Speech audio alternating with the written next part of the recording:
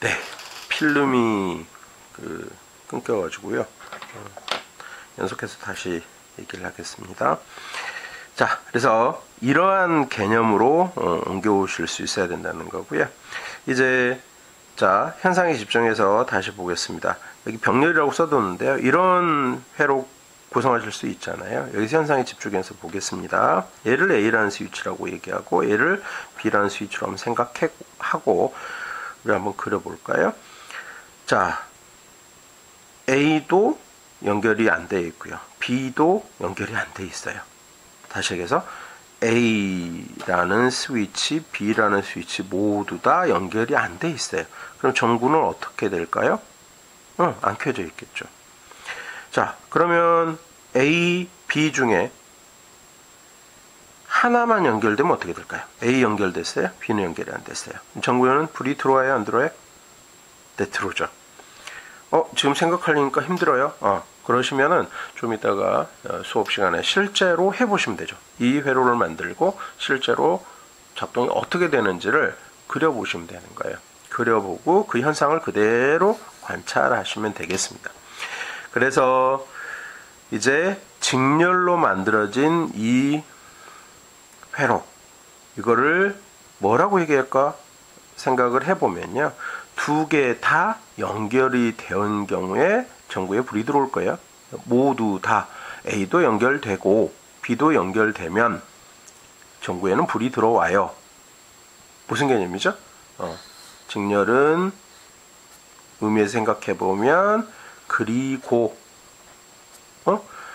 A도 연결되어 있고 그리고 B도 이렇게 되잖아요. 그래서 이런 느낌이 있어요. 그래서 이거를 옮겨보면 간단하게 우리가 이것을 이런 회로 그림을 엔드 회로라고 얘기를 하게 되는 거예요.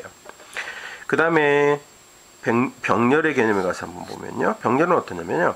A가 연결되거나 또는 B가 연결되거나 이런 개념이 돼요. 그래서 또는이란 느낌이 강하죠. 그래서 이거를 영어로 옮기면 또는 이렇게 된 거예요. 이거 아니면 이거 이런 개념이 돼서요. 이거를 오와 회로라고 얘기를 합니다. 그렇죠? 자, 이 두 개만 일단 여기에서는 얘기를 할까 싶어요. 우리 이제 참고적으로 얘기하면 논리 개념에는 여기에 하나 더 보태서 낫이라는 개념이 있죠. 이게 어떤 개념인지요? 스위치를 누르면 스위치를 켰어요. 그러면 전구가 꺼져버려요.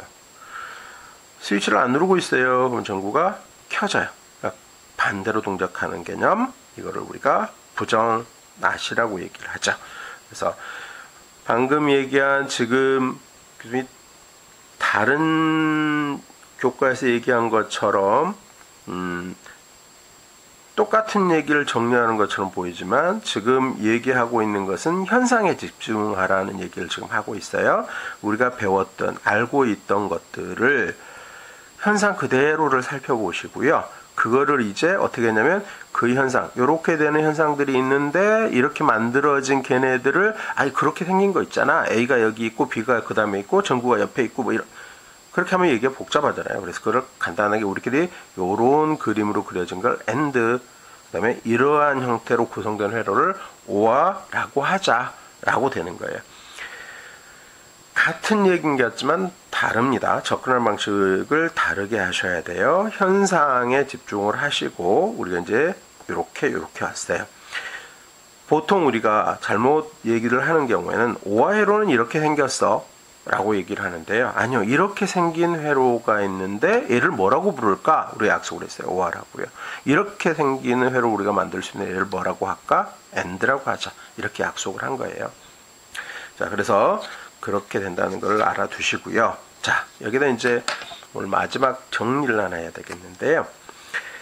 여러분들 배운 개념인데요. 여기에서 자, 어떤 거든 상관없어요. 스위치 부분이든 전구 부분이든 얘네들이 나타내는 것, 어떤 경우가 있죠? 전구인 경우 한번 생각해 보면 꺼져 있어요. 켜져 있어요. 이런 경우. 다른 경우 없죠. 스위치도 어떻게 되어 있죠? 연결이 안 된 경우와 연결이 되어 있는 경우. 이렇게 되죠. 자, 이런 것들을 뭐라 그랬죠? 그러면 0 아니면 1로 표현되는 이런 경우를 뭐라고 얘기하죠? 자, 0 아니면 1인 경우, 이런 경우를 뭐라고 얘기했었죠? 네, 배우셨죠? 비트라고 합니다. 비트. 그쵸?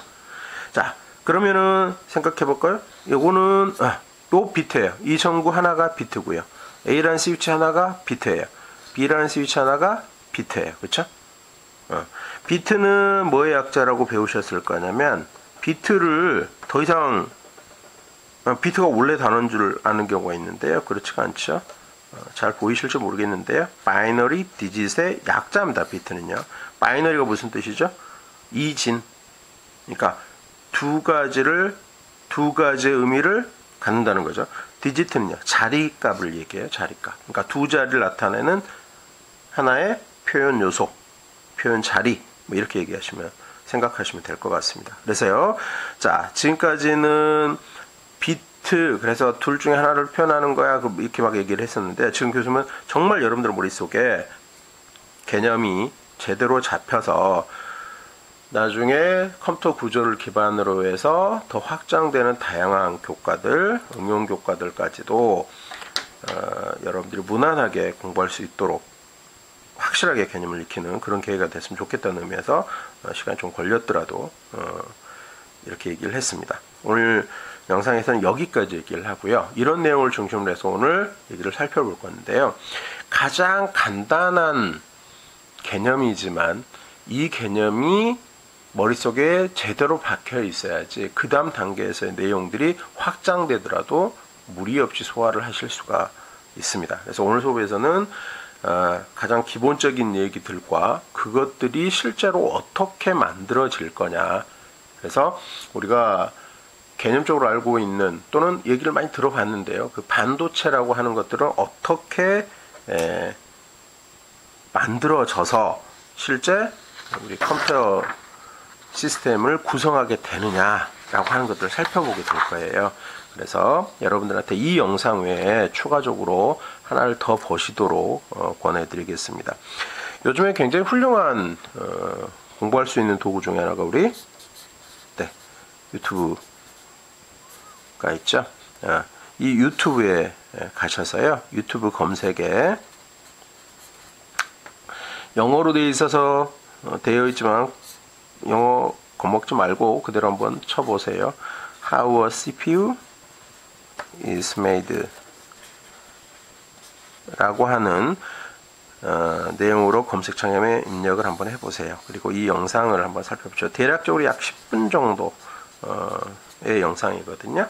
이거를 찾아서 꼭 한번, 꼭 한 번이 아니라 꼭 한번 보시고 수업에 들어오시기를 바라겠습니다. 수고하셨습니다. 수업 시간에 뵙도록 하겠습니다.